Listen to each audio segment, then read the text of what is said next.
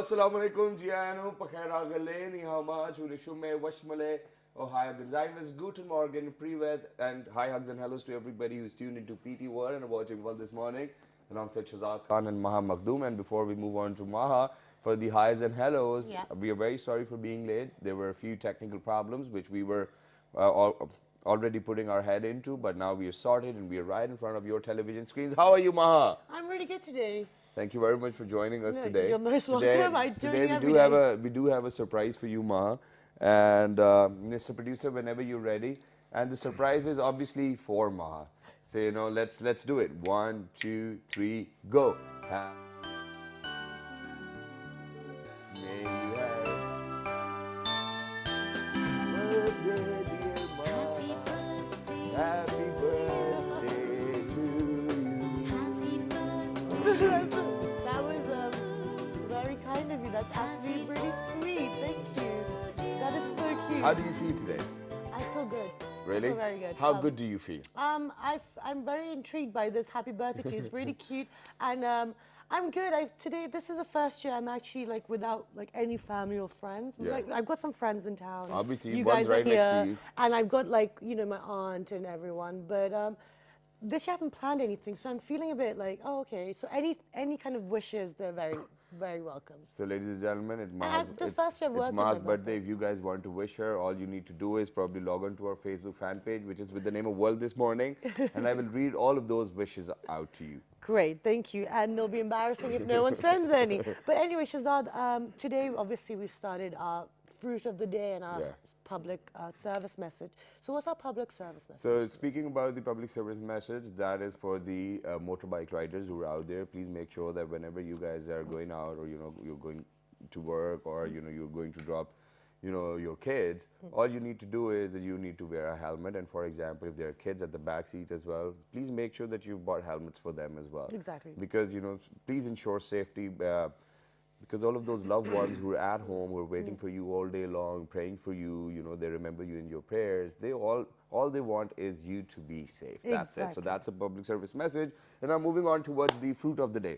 So okay, Maha, go ahead. Okay, so the fruit of the day is called persimmon fruit, and it's also known as Japani pal. It's known as a divine fruit because of the scientific Greek origin. It's found during the autumn and the winter, and there's also lots of benefits. Speaking about the benefits, a good friend for those on a weight loss journey, and then good for diabetics, and good for all those people who are diabetic, then good for hypertension. It strengthens immunity, helps fight cancer. Digestive system Yes, improves vision. And so basically all of these fruits, they all benefit similar things, but some things are more, there's more vitamins in one. So for carrots, that's very good for your eyesight. It's got certain vitamins, whereas this is very good for your blood pressure and weight loss. Yeah. So persimmon it is, and ladies and gentlemen, my New Year resolution this time is obviously weight loss. I have to work on it, and I think this fruit is definitely going to help me with that as well. Okay, so that's it's really good to know what you have got planned for the New Year. What about you? Any New Year resolution? Yes, to kind of work harder and achieve the goals I've actually set out for when I moved to Pakistan. Exactly, and Maha, half of the time what happens is that we do think in our own heads that this is what we are going to do throughout the year, but it's too hard for us to break those goals down. Exactly. And just because of the fact that we are not able to break those goals down, we are unable to achieve them too. Exactly. Wow, so big round of applause for all those people who set their goals for 2016 but couldn't do it. But okay, thank God that you're still alive. In 2017, you're going to get another opportunity. Exactly, and the whole point is to figure out how can we be more productive. It's not about achieving the ultimate goal. It's about working towards, making movements and progression within your life. So let's talk about that. And it's also a really great topic to talk about on my birthday as well, because I really need to figure out what resolutions I need to make, because I think some of them are really mixed up. But anyway, so to discuss this, we have been joined by Dr. Hamid Khan Khattak. He is a career counselor. Assalamu alaikum, good morning. Walaikum assalam, good Thank you so morning much to for you joining and us. happy birthday. Thank you so much. Besides Dr. Hamid Khan, we've been joined by Miss Hina Arshid. She is a teacher at Convent College. Assalamu alaikum, good morning. Thank you so much for joining us. No birthday wishes? It's fine. She did it before the show. Besides Ms. Hina, we've been joined by Mr. Asif Nazir. He is a motivational speaker and a career counsellor. Assalamu alaikum, good morning. and a happy birthday. Thank you so much. Thank you very much for joining us. So, gentlemen, today we are discussing, New Year, gentlemen and ladies. Today we are discussing New Year resolutions, and New Year resolutions relative of the aspect that we do have three categories. First of all, obviously, they are children, then they are young people, and then they are older people or adults. Okay, so let's start with people who are adults. Let's talk about adults now. Now, most of the time, what happens is that adults in our society, for example, if they stick to a job and they are married and then they have kids, they have too many question marks before changing the pattern of their life or their career. True. So, what solutions do you have for them? I would, what I have observed in particular, we have the public sector and then we have the private sector, given the economic conditions generally, people prefer to stick to their jobs for obvious reasons, for the economic reasons. But at the same time, as a counselor, I also come to meet people who are going through their mid-career crisis, if I may, and because they started off looking for a job, they end up with a job, and then somewhere, down the years, they come to realize that that's not what they wanted to be. And that's exactly what sort of frustrates them also, and they do not really have those ready-made answers to them, and that's why obviously they seek counseling and all that. So yes, and given the recession overall that we have in the world, and then in the Pakistani context again, but I think currently and during the last many years, particularly for the youth, I would say, what we've been encouraging is the entrepreneurial aspects, because that sort of allows them the flexibility also, and particularly those people who are creative, they probably get more satisfaction doing something that they're passionate about. Absolutely. So let me move on to Mr. Asif. Within, as Mr. Ahmed has just said, that people are comfortable staying with what they know. It's, it's been more difficult this year, maybe psychologically, to step out of the comfort zones. And also with the previous generation, it was the whole, you just need to work to earn the money, to pay for the bills, for the food. Now, in 2016, what did we see was happening? We saw a rise in people looking into entrepreneurial aspects or business. Is that the sustainable way to go, or do we need to find a balance between the old and the new? Well, it's a wonderful thing. And as Dr. mentioned, that in the people, because they're having financial issues with them, and because of those financial issues, they just stick to one thing, and it become very difficult for them to get out of their comfort zone. So we can't say that in 2016 we were in our comfort zone, and 2017 we would jump out of comfort zone and we'd move around. It's not going to happen. But at least we need to understand what this mindset is. Means everybody wants to be in the comfort zone, and we want to do the things we love to do. And at the same time, we do want to be billionaires as well. Yes, we want to become billionaire as well, but we are not that specific. We want to become rich. We are not focused. We are not focused. As Jack Canfield said that, and in one of his wonderful book, that Chicken Soup for the Soul, that I want $1 million in 1 month. And he earned that because he was very specific that $1 million in 1 month or 1 year or 2 years. So we are not that, we have generalized objectives in life. If you randomly ask 90% of the people what you want to achieve in your life, and everybody would say that I want to achieve something big in life. But if you ask specifically what big you want to achieve, nobody knows. So if you don't know what big you want to achieve, you can never achieve that. Exactly. But then at the same time, as a matter of fact, what we should be discussing over here is that half of the time, okay, we might, lose, we might not have that focus which we want. But then, do you think that it's just the financial causes for a person to decide whether which pattern to pick up on, or how to change it, or is it other emotional issues as well, or joint family systems? There are so many other factors affecting on a person, because I've met people, of my age, and they say that, okay, just because of the fact that we have to live with our grandparents, so I got a job offer in Dubai, I couldn't go.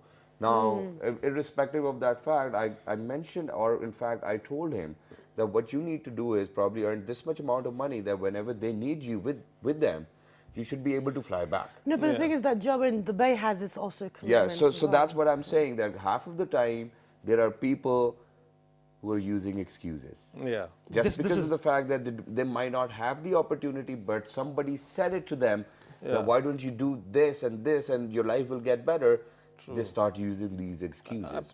I personally believe, you know, it also depends how enterprising a person is, you know. The psyche matters in itself, you know. I've seen people with all these filial and very strong familial, you know, ties, but they're enterprising enough, you know, because it's one life, you know, and you get to decide how you got to spend it, you know. Yes, obviously, in our part of the society, we have these strong bondings with our family members.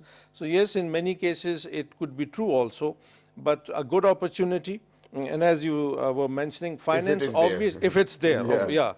In fact, now we do, when we talk about jobs and careers, we actually tell people to create opportunities. You know, earlier people thought that it was just an expression, but you actually can create opportunities. You know, I've done it in my own life, so I know it's possible. You know, so I would encourage that. I'm going to build up on that in a moment, but I want to bring Ms. Tina into the conversation.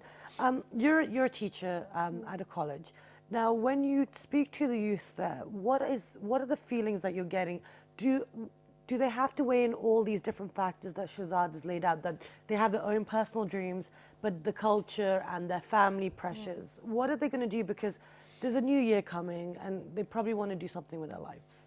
Actually, I prefer them that whatever you have to set your mind, whatever you have to do, you have to think by yourself, because there are lots of the people, my students are there, who are having their mindset like my sister has done this, then I'll do this. Right? So I have said this, I always appreciate them if they are sharing their views with me.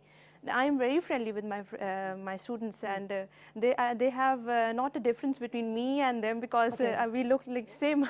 Now that's what the problem is. Okay, why do you think that it is a problem? Because you as a teacher, what you have said is that I tell them whatever you think is what you want to do. Why is I that? do Now the appreciate, thing is yes. that for students who are obviously for example they're in O levels or A levels, they're not that wise enough at this very particular moment. Listen to me first. To think about what their ultimate goal might be. Right. It's a teacher's or it's a career counselor's job to tell them that these will be the fields in the next 5 years or 10 years which will be booming and will have many job opportunities, or they might need enterprisal skills. Right? Now, you as a teacher, how many times have you told your students that, okay, IT is developing, where $20 billion is going to go into the industry by 2020? Nobody said that.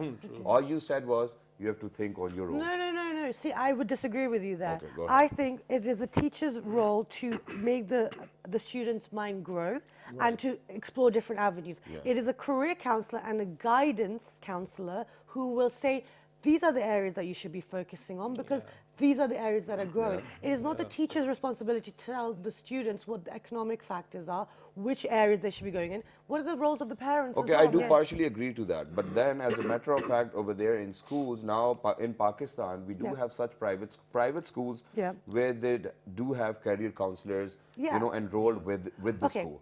Now, okay, I partially agree that the teachers are not supposed to say that or probably do that because it's not their job. But then schools need to have career counselors. Exactly. So my point is that for the teachers, because for me, I've always seen teacher as someone who's not going to tell you you need to do this and do that.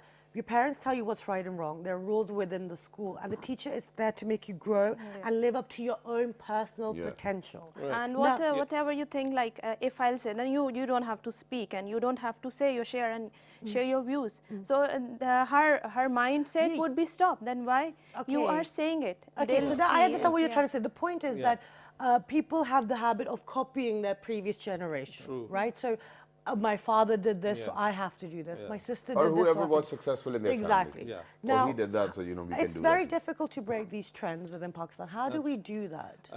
Particularly without such guidance? Yeah, particularly, it's very important to give them, alternative role models. It's very important, unless otherwise they're going to look for the role models within their family or in the larger family context, And to be very honest, I was reading a report the other day.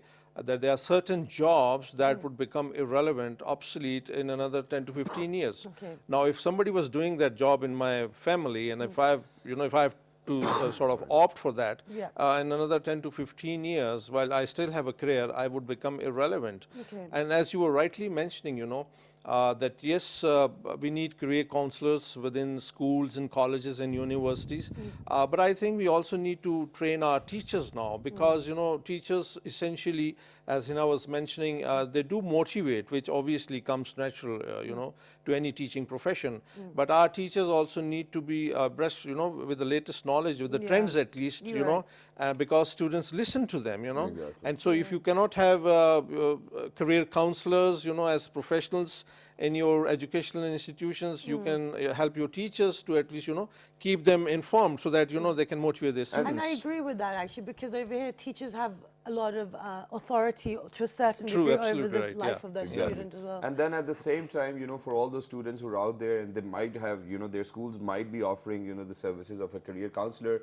Quite a lot of times I've even witnessed that, just because of the fact that those career counselors were so immature Yeah. that they have really destroyed the careers of the young students as well. So please, you have to be the judge by the end of Okay. the day yourself. But Asif sir, moving on to you now, speaking of 2016, what do you think the youth of Pakistan didn't do what we were supposed to do? They have done very well as far as their job was concerned, to read out the books, and as far as their studies concerned. But it's always been the concern that the students, they are actually, we don't have the system where we can, where the students can play the part in developing the society and in developing the nation. And they have a very prominent role, which they are not performing. And I would give this blame to our generation, that they could not provide the system.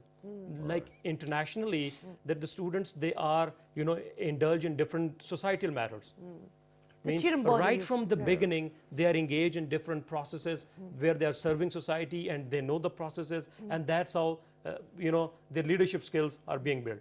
But in our society, we don't have such system prevail. So that's the reason that the students, they cannot perform, and they cannot contribute to the society. Okay. So this is somehow collectively, as a society, as a parent, as a teacher, as a government, all we have to put in some efforts to develop some system where the students can actually, in the first place, think about that they have some solid role to play, and then they can practically contribute to that. True. I would like to add to what Asif Sahab very rightly mentioned. Our students need to network.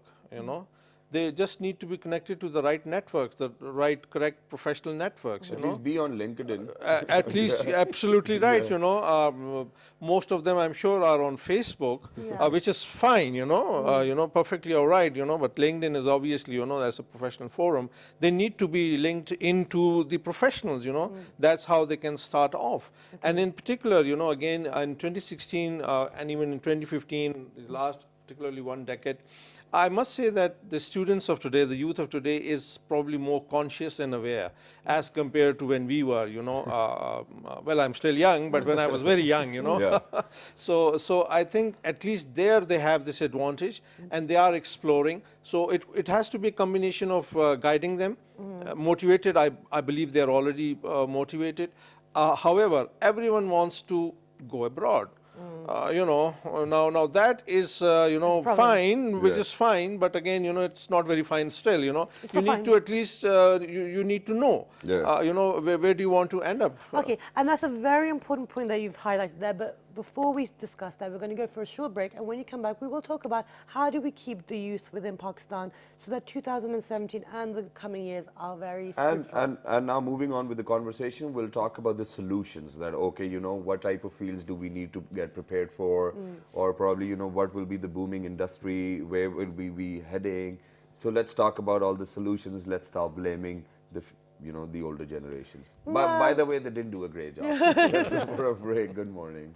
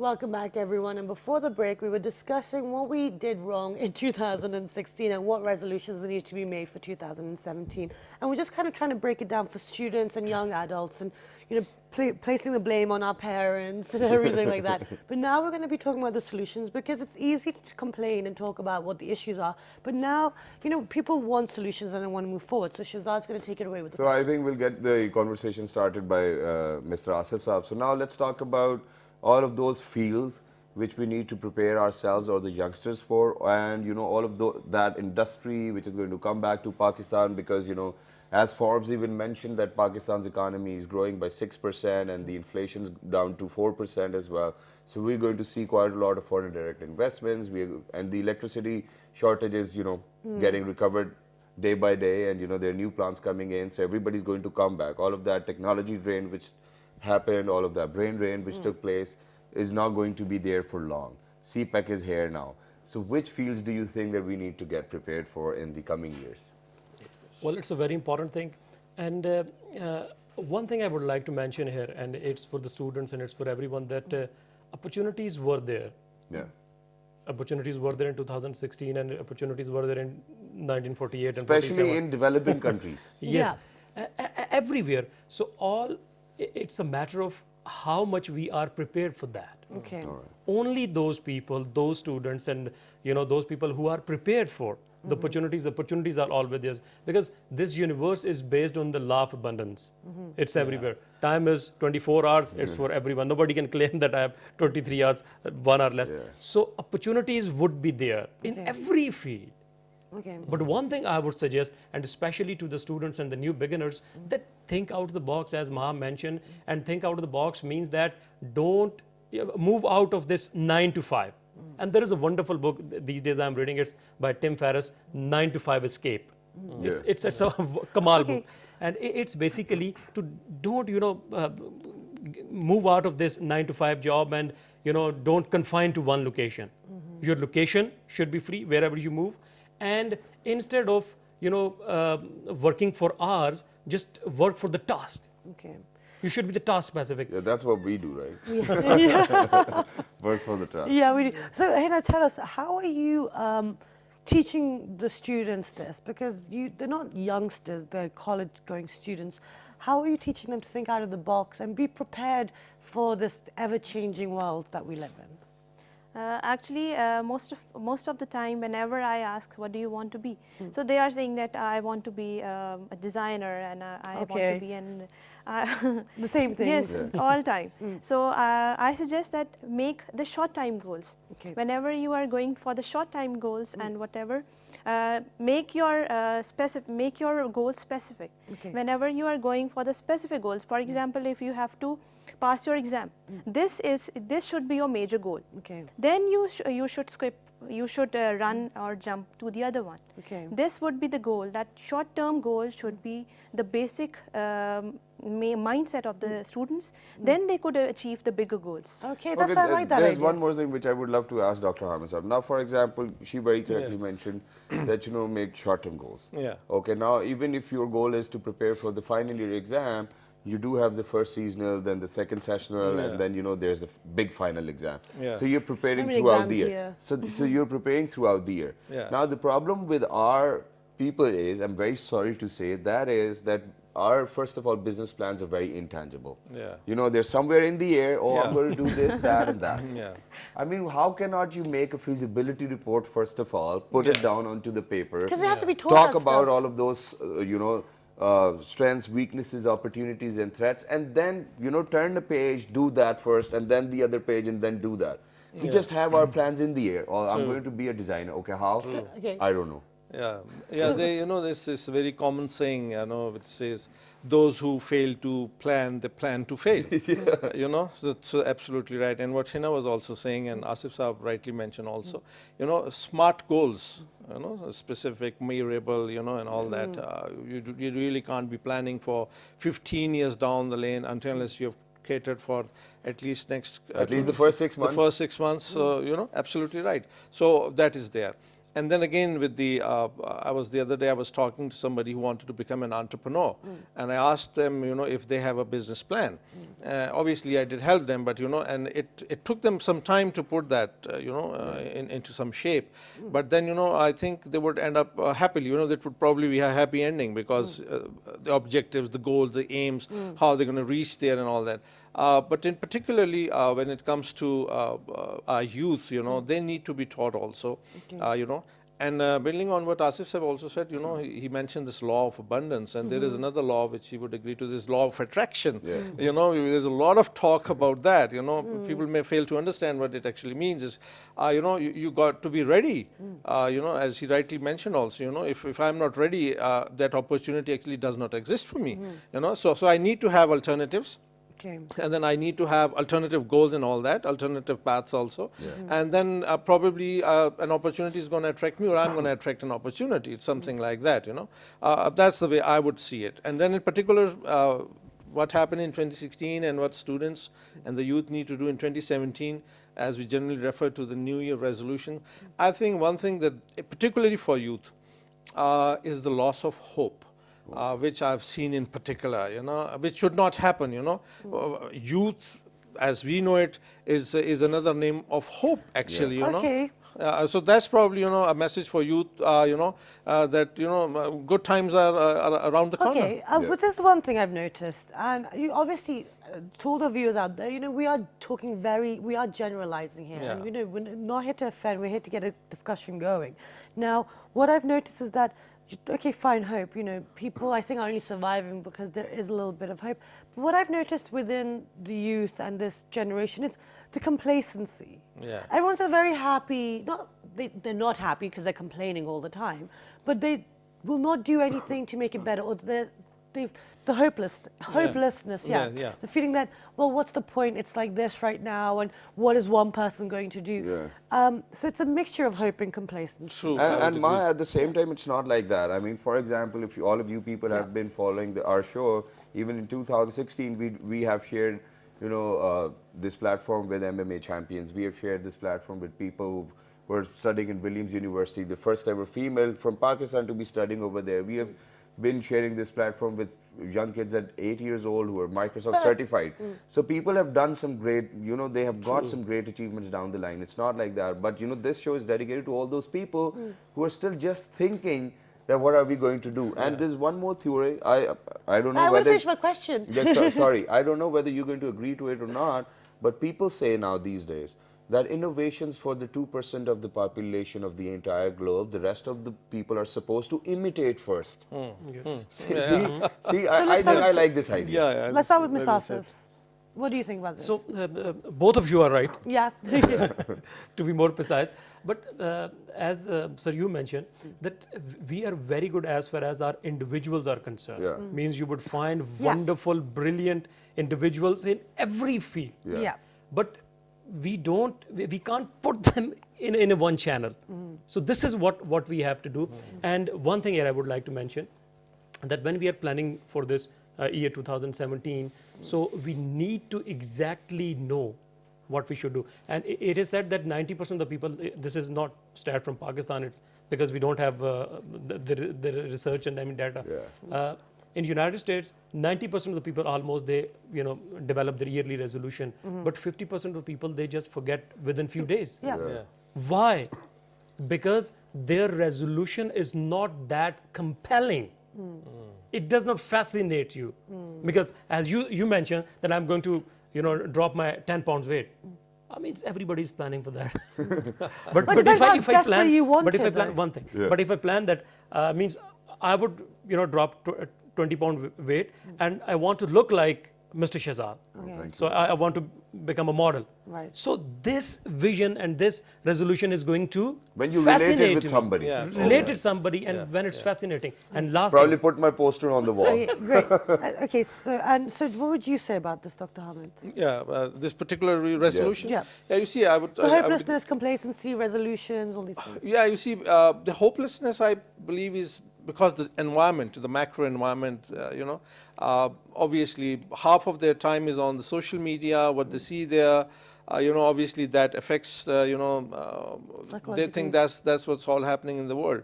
And that's why, you know, we, the elder generation and institutions in particular need to, you know, at least keep them, because I've obviously being a counselor, I come across this youth, and obviously if they're coming to me to seek counseling, it's not only about, you know, the educational aspect to it, you know, there's this psychological side to it also. Exactly. Well, that's the thing. I mean, I'm so glad you pointed, we are running really short of time, but this whole social media. Yeah. Now you have Facebook, you have Twitter, you have all these different pages. Yeah. Now they are reflecting, like, you know, people with Snapchat, you know, they're showing off their purchases, their Yeah. holidays, and, Yeah.